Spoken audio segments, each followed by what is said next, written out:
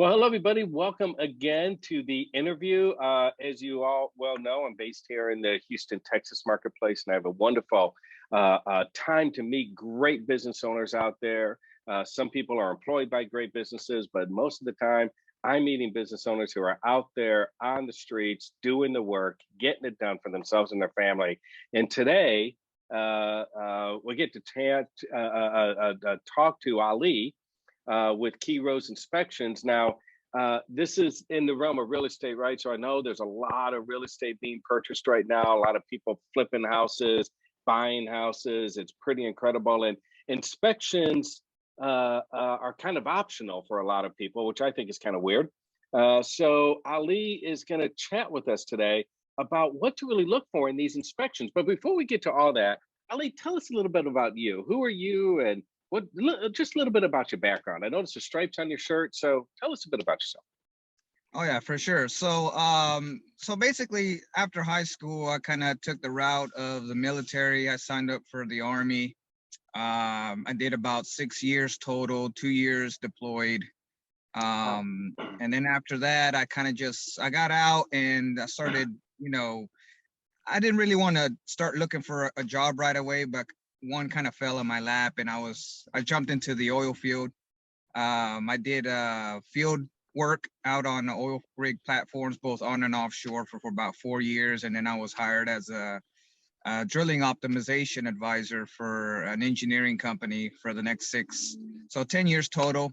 And then I started looking for other things, and I came across home inspections and got licensed, opened my LLC in late 2017, and it's been a fun ride.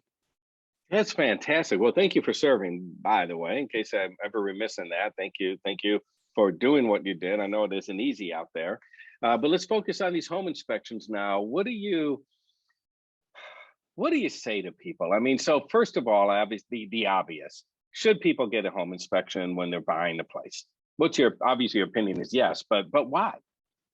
Correct. I would say yes. I mean, nobody buys a car without going to the lot, turning it on, kicking the tires. You want to know what you're buying, and our job as home inspectors is to provide you as much information about your purchase or about the home as possible so you could make the best decision for yourself and your family.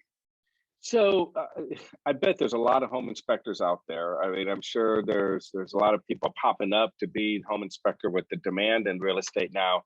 What are you seeing out there as far as the quality of work? First of all, what's the minimum required? Because I'm sure people are doing the minimum, and then contrast that to what you believe needs to be done. So first question, what's the minimum that a home inspector has to do out there?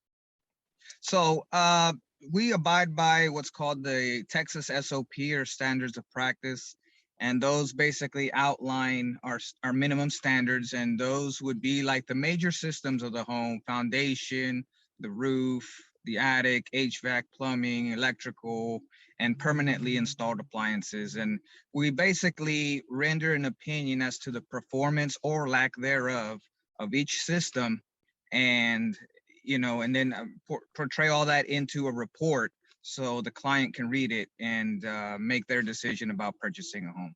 So everybody, if they're doing their job, is going to follow those parameters set up by the Texas board or the Texas real estate. Somebody's going to oversee them. I know you and I talked the other day, and you mentioned something about those are the minimum standards, but you go beyond. You mentioned something about electrical outlets or something like that. Can you expand a bit about that for me? Correct. So Texas SOP only requires inspectors to test, and I put this in quote, a representative amount of electrical fixtures, switches, doors, windows, etc. So it doesn't really specify how many, and as an inspector, it's basically on the call of the inspector.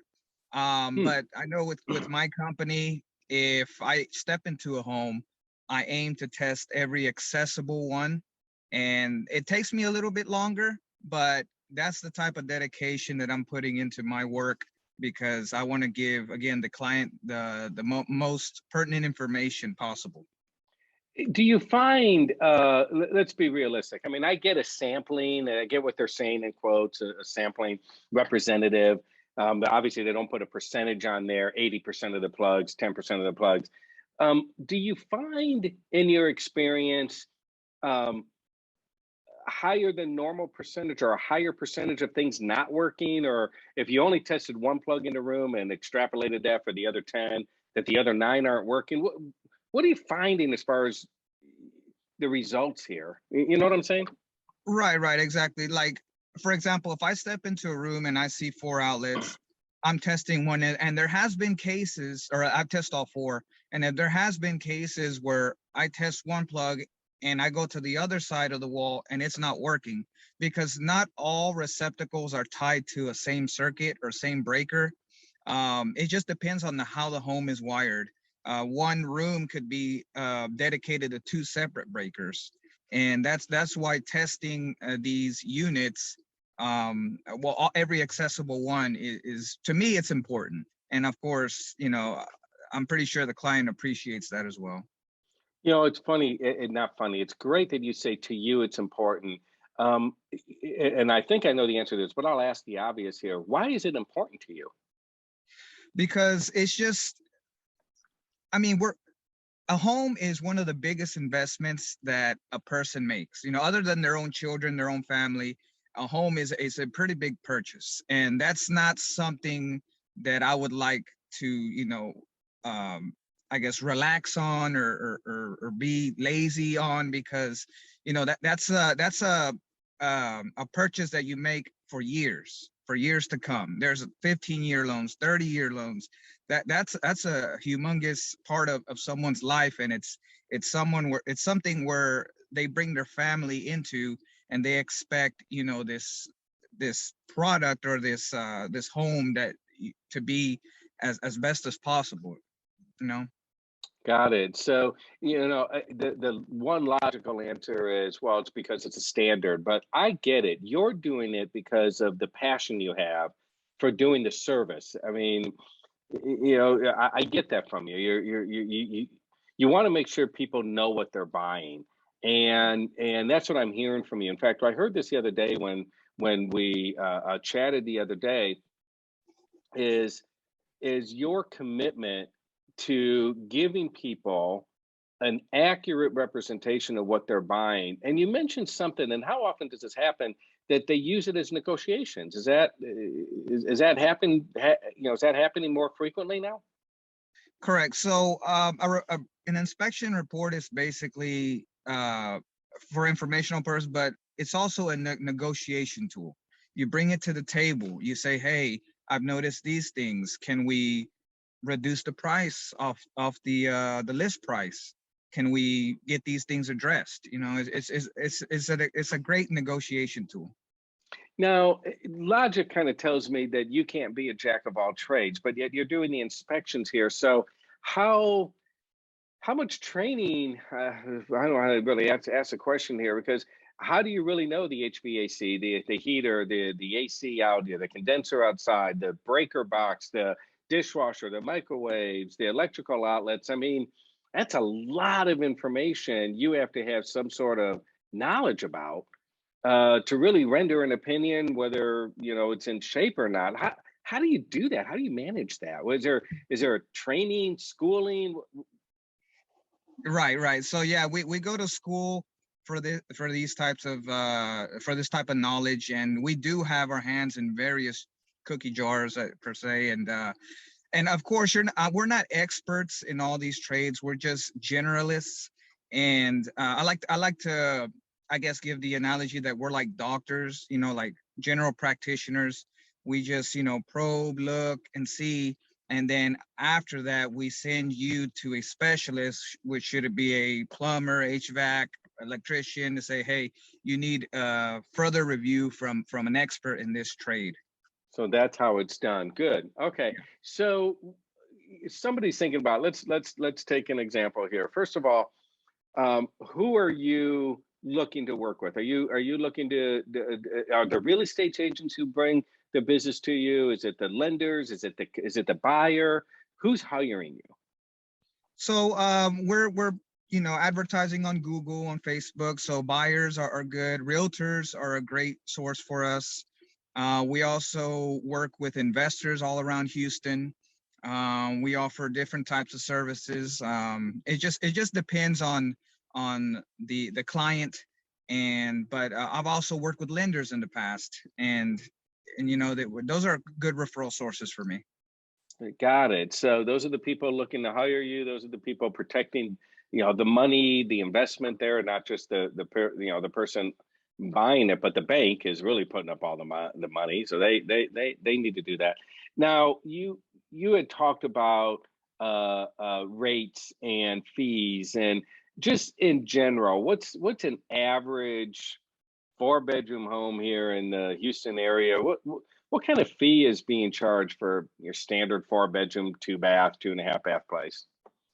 So the national average at the current moment is somewhere around 350, 375, but pricing primarily depends on the square footage of the home, the age, and a couple other factors. If it has a detached garage, et cetera, et cetera. So a standard home inspection covers everything that's standard with a home, which is the roof covering, attic, HVAC, electrical, plumbing, and all that. So those would come standard, and along with the foundation. Then home inspectors offer optional services, which would include pools or spas, sprinkler system, mold assessment, termite inspections, infrared camera sweeps. So, and there's others, and you can go on and on and on, as long as the inspector is certified in that specific field. So, we're in this Houston market. It's a nice, damp, muggy, almost continuously market over here. For people who are buying here in the Houston market, are there extra services that you think everybody should absolutely do? Absolutely ask for their inspector? Right. I would always, especially in certain areas that are more prone to flooding, I would definitely recommend getting termite inspections. It's a good, I guess, something to spend money on, but it's a great investment as well to do termite inspections. Got it. So that's an area that you see, especially around here. Look, we got it. I always promise people we keep it very short. I hope you come back and let me interview, go into some more details, maybe show us a house would be awesome, maybe more detail of what you do. But a couple of things I want to point out. One, I love the fact that you're willing to have this interview with me in your car. You're not sitting in some office. You're on the field doing the work. I'm presuming you're waiting to walk into our house. Is that correct? Correct. I got one at 12 here, and yeah, right around the Yeah. corner. So you're not you're not a behind the desk kind of guy. You're the actual one doing the work, which I appreciate. And you had mentioned to me, and I think everybody needs to know about this. If you're looking for good at home inspection, there's a particular group of people you give a discount to, correct? Correct. So we're the home of the first responder and veteran to veteran discount, and that's year round. We don't wait for Veterans Day, Memorial Day. No, that's year round. So yeah. Good. Well, with your background and you want to give back to your brothers and sisters, I totally get that. So thank you for that. Ali, how do people get a hold of you? So you can find us at kirosinspections.com or on Facebook and Instagram at the Subcompact Inspector, or call us here at 281-645-4646. 281-645-46. What, repeat that again? 281-645-4646. And you said at Subcompact? I'm sorry, what did I hear there? Yeah, at the Subcompact Inspector. Boy, good story. Don't have time to hear how you came up with that one, but Yeah. all good. So Ali, thank you so very much for taking this time with me today. And Yes, sir. people, if you're out there, doing buying homes, I think an inspection just makes sense. Why buy a home without knowing what you're going to buy? A lot of people are doing it. Crazy to me, but Ali is one of the good guys to call out there. And especially if you're a first responder or military, you have a discount coming to you. Ali, thank you for your time. Yes, sir.